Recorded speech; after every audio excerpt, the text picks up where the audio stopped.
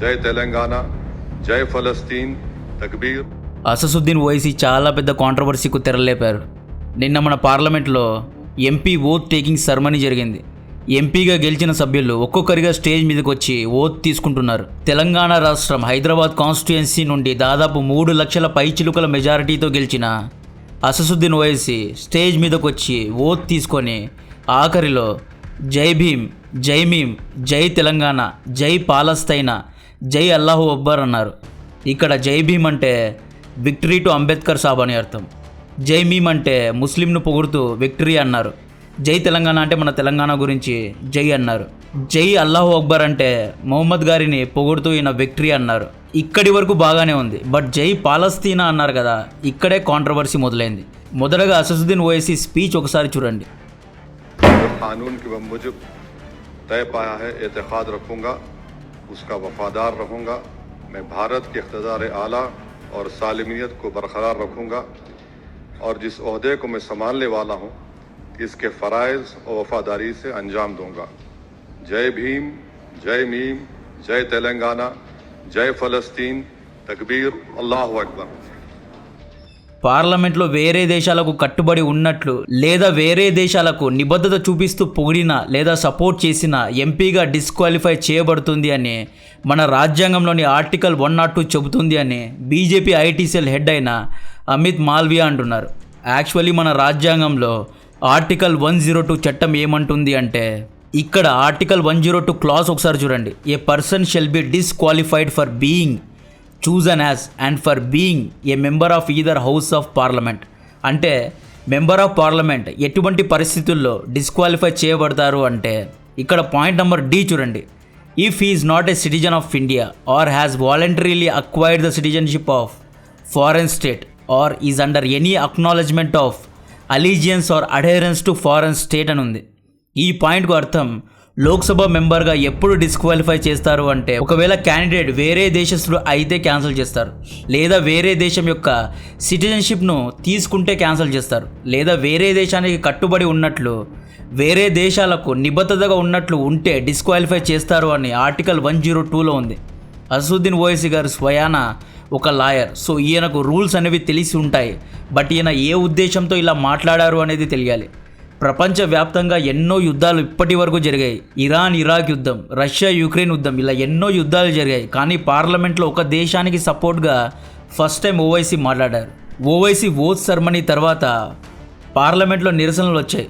BJP party నాయకులు జై Palestine అనే స్టేట్మెంట్ను రికార్డ్స్ నుండి తీసివేయాలి అని డిమాండ్ చేశారు. ఓవైసీ ఓత్ తర్వాత బీజేపీ ఎంపీ బరైలీ ఛత్రపాల్ సింగ్ వచ్చి జై హిందూ రాష్ట్ర అని స్టేట్మెంట్ ఇచ్చారు. ఆ తర్వాత వచ్చిన ఎంపీలు కూడా జై శ్రీరామ్ అని స్టేట్మెంట్స్ ఇచ్చారు. దీంతో స్పీకర్ అందరినీ హెచ్చరించారు.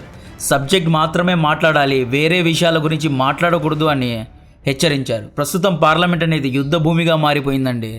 యాక్చువల్లీ ఓవైసీ స్టేట్మెంట్ కారణంగా అమెరికా, ఇజ్రాయెల్ దేశాలు భారత్ పైన నిరాశ చెందవచ్చు.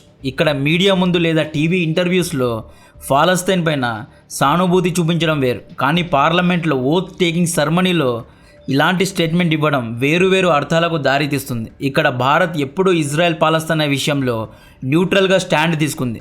భారత్ ఎప్పుడు 2 స్టేట్ సొల్యూషన్కు సపోర్ట్ చేసింది.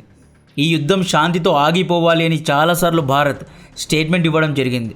ఇక్కడ ఓవైసీ గారి స్టేట్మెంట్కు ఒక అర్థం, భారత్ విదేశీ నీతి ఇజ్రాయెల్కు ప్రోగా ఉంది, ఇజ్రాయెల్కు సపోర్టివ్గా ఉంది, అందుకే పాలస్తీన్కు సపోర్ట్ చేస్తూ మాట్లాడితే ప్లీజ్ చేయొచ్చు అనే విధంగా ఉంది. యాక్చువల్లీ ఇందులో నిజం లేదు. భారత్ ఎప్పటికీ 2 స్టేట్ సొల్యూషన్ను కోరుకుంటుంది అండ్ పాలస్తీన్ ఒక దేశంగా భారత్ గుర్తించింది. నవంబర్ 2023లో అంటే ఇజ్రాయెల్ గాజా మధ్య యుద్ధం పీక్స్లో ఉన్నప్పుడు ఇజ్రాయెల్ పాలస్తీనా టెరిటరీస్లో చేసిన ఆక్యుపేషన్స్ను ఖండిస్తూ యూఎన్ తెచ్చిన డ్రాఫ్ట్ ప్రతిపాదనను భారత్ సపోర్ట్ చేసింది. నెగిటివ్గా ఆలోచిస్తే అన్నీ నెగిటివ్గానే కనిపిస్తుంది. ఒకవేళ భారత్ ప్రో ఇజ్రాయెల్ అయి ఉంటే ఇటువంటి ప్రతిపాదనను ఎందుకు సపోర్ట్ చేస్తుంది? ఇజ్రాయెల్ పాలస్తీనా యుద్ధం గురించి పుతిన్ అద్భుతమైన స్టేట్మెంట్ ఇచ్చారు. ఆడవారిని, పిల్లల్ని పక్కన పెట్టి 2 వైపునున్న మగాళ్ళు యుద్ధం చేయాలి అని పుతిన్ అన్నారు. Потери среди гражданского населения, среди женщин, детей, стариков. Если уж мужчины решили между собой бороться, пусть борются между собой. Детей. పుతిన్ చెప్పినట్లు ఈ 2 వర్గాలకు సంబంధించిన మగాళ్ళు యుద్ధం చేస్తే కొన్ని నెలల్లో యుద్ధం ఆగిపోతుంది. ఇక్కడ ఇజ్రాయెల్ పాలస్తీనా యుద్ధం కారణంగా ఆడవారు చిన్నపిల్లలు 2 వర్గాల నుండి చనిపోతున్నారు. ప్రపంచ వ్యాప్తంగా ఉన్న ప్రజలకు ఇజ్రాయెల్ ఒక అగ్రెసర్ దేశంగా కనిపిస్తోంది. ఎందుకంటే గాజాలో ఇప్పటికీ 30,000 కంటే ఎక్కువ మంది ప్రజలు చనిపోయారు. ఇక్కడ ఇజ్రాయెల్ ఏమంటుంది, మేము మా దేశాన్ని డిఫెండ్ చేసుకుంటున్నాం, ఒకవేళ డిఫెండ్ చేయలేదు అంటే హమాస్ మా ప్రజలపైన దాడి చేస్తుంది, మా ప్రజలందరినీ చంపేస్తుంది లేదా కిడ్నాప్ చేస్తుంది అని ఇజ్రాయెల్ అంటుంది. ఈ ఇజ్రాయెల్ పాలస్తీనా ఇష్యూ అనేది చాలా సెన్సిటివ్ ఇష్యూ.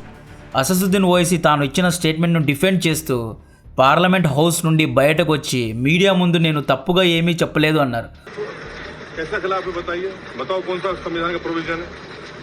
ఒకప్పుడు మహాత్మా గాంధీ గారు పాలస్తీన్కు సపోర్ట్ చేశారు. ఆయన కోట్నే నేను ఇప్పుడు చెప్పడం జరిగింది. తానేమీ తప్పు చేయలేదు. వేరే సభ్యులు కూడా వేరే విధంగా స్టేట్మెంట్ ఇచ్చారు. రాజ్యాంగంలో ఇలాంటి స్టేట్మెంట్ ఇస్తే మెంబర్షిప్ను డిస్క్వాలిఫై చేస్తారు అని ఎక్కడ రాసి ఉంది అని రివర్స్లో అడిగారు. ఓవైసీను విమర్శిస్తూ union minister G Kishan Reddy గారు ఏమన్నారు అంటే, this is against rules of the house అన్నారు. ఓవైసీ భారత్ మాతాకి జై అనలేదు, జై హింద్ అనలేదు, కానీ జై పాలస్తీన్ అన్నారు. ఓవైసీ భారత్లో ఉండి భారత్కు జై అనడం ఇష్టపడడు అని బీజేపీ కార్యకర్తలు అంటున్నారు. ఈయన పైన ఇప్పటికే 2 కేసెస్ వెళ్ళాయి. ఈయన గురించి పార్లమెంట్ చైర్లో యాక్షన్ తీసుకోవాలి. ఎందుకంటే నాకు తెలిసి పార్లమెంట్లో ఏదైనా స్టేట్మెంట్ ఇస్తే దాన్ని సుప్రీంకోర్టు రిజాల్వ్ చేయదు అనుకుంటున్నా. యాక్చువల్లీ ఇటువంటి ఇష్యూస్ను పార్లమెంట్ చైరే రిజాల్వ్ చేయాలి. ఏదైనా యాక్షన్ తీసుకోవాలి అంటే పార్లమెంట్లో ఉన్న స్పీకర్ లేదా సభ్యులే తీసుకోవాలి. బట్ ఇది ఓత్ టేకింగ్ సెరమనీ కాబట్టి ఇందులో సుప్రీంకోర్టు లేదా హైకోర్టు కూడా ఇన్వాల్వ్ అయ్యే ఛాన్సెస్ ఉన్నాయి. ఈ కాంట్రవర్సీలో 2 జరుగుతాయి. ఒకటి, ఈయన్ని డిస్క్వాలిఫై చేయడం జరుగుతుంది. 2, ఈయన పాలస్తీన్ ప్రజలపైన సానుభూతితో జై పాలస్తీన్ అన్నారే తప్ప ఈయనకు భారత్కు అగెయిన్స్ట్గా ఉన్న దేశాలకు లేదా భారత్తో శత్రుత్వం ఉన్న దేశాలతో కట్టుబడి ఉన్నట్లు రుజువు కానందున కేసును కొట్టేసే అవకాశం కూడా ఉంది. సో ఈ ఇష్యూ గురించి మీ అభిప్రాయాన్ని కామెంట్ చేయండి.